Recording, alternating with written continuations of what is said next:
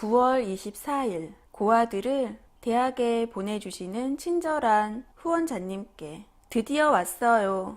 어제 4시간이나 기차를 타고 학교에 도착했답니다. 기차는 한 번도 타본 적이 없었기 때문에 느낌이 묘했어요.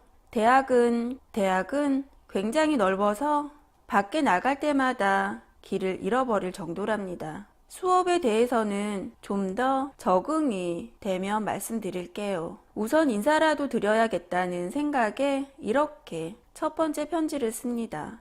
낯선 분에게 편지를 쓰는 것이 왠지 이상하게 느껴지네요. 누군가에게 편지를 쓰는 일 자체가 익숙하지 않아요. 어제 아침에 출발하기 전에 리베트 원장님이 여기서 어떻게 행동해야 하는지 말씀해 주셨어요.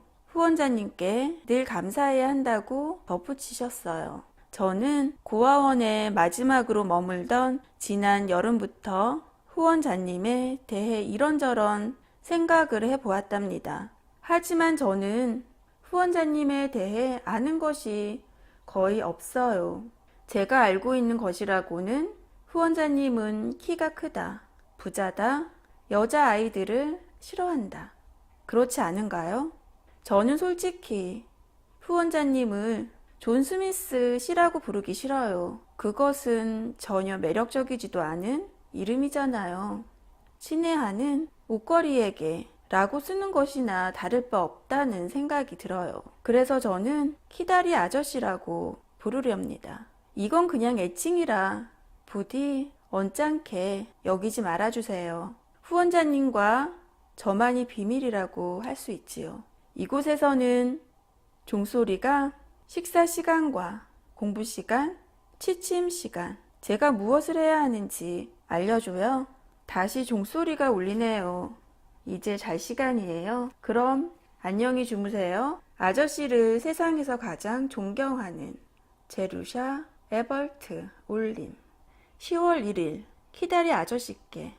요즘 저는 학교가 아주 좋아서 행복해요. 감사드려요. 대학은 고아원과 아주 다르네요. 제 방은 기숙사 꼭대기에 있어요. 같은 층에서 3명이 다른 여학생들이 생활하지요. 그 가운데 한 명은 아주 열심히 공부하는 4학년 언니고 다른 둘은 저와 마찬가지로 신입생이에요. 그 친구들의 이름은 줄리아 펜들턴과 셀리 맥브라이드랍니다. 대부분의 신입생들은 다른 사람과 방을 나눠 쓰지만 저는 독방을 써요. 아마도 고아원 출신이 훌륭한 집안의 아가씨들과 함께 방을 쓰는 것이 옳은 일이 아니라고 여기나 봐요. 어쨌든 저는 운이 좋아요. 이곳에 와서 비로소 처음으로 독방을 쓰고 있으니까요. 저는 그 점이 아주 마음에 들어요. 아저씨는 어떠세요? 화요일 키다리 아저씨께.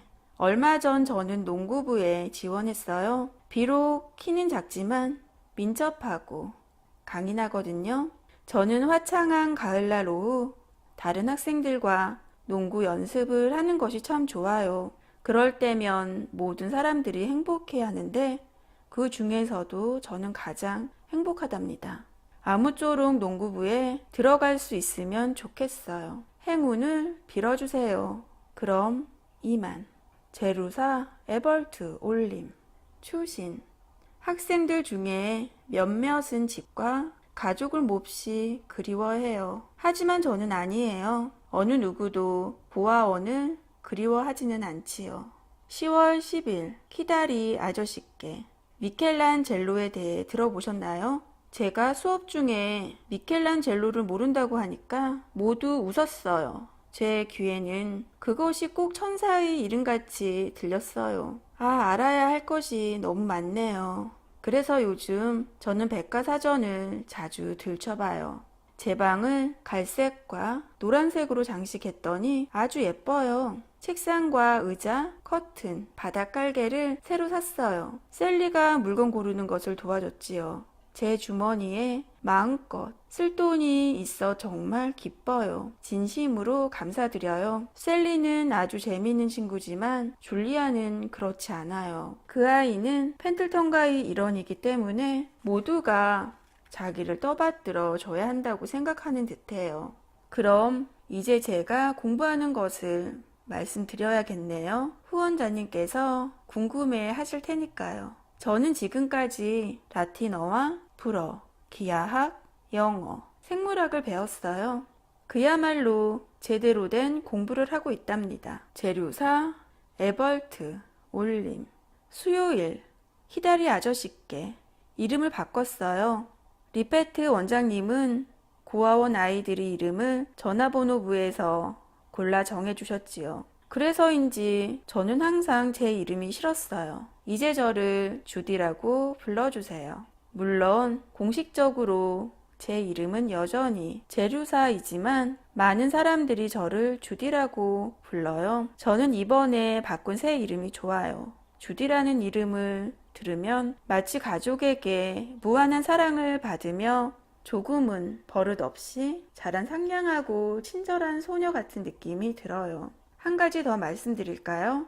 저는 크리스마스 트리에 달린 벙어리 장갑 말고는 장갑이란 것을 가져본 적이 없어요. 그렇지만 이제는 5손가락이 다 들어가는 제대로 된 장갑이 3개나 있답니다. 저는 그 장갑들이 정말 좋아 틈날 때마다 꺼내서 껴보고는 해요. 저녁 식사 시간을 알리는 종이 울리네요. 안녕히 계세요.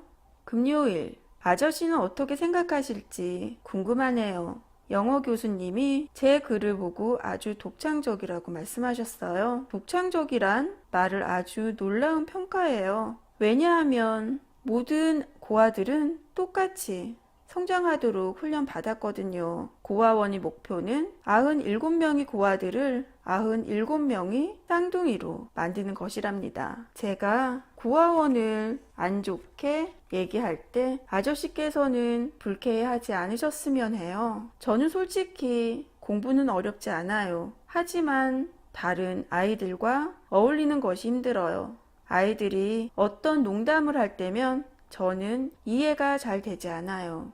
친구들은 제가 고아원 출신이라는 것을 모르지요. 부모님 대신 후견인이 학비를 내주고 있다고만 얘기했어요. 그래도 그 말은 거의 사실과 다름없지요. 저는 하루빨리 고아원 생활을 잊고 다른 아이들처럼 유쾌하게 지내고 싶어요. 그런 제 속사정이야 어떻든 셀리는 저를 무척 좋아해요. 아저씨의 벗, 주디, 에버트 올림.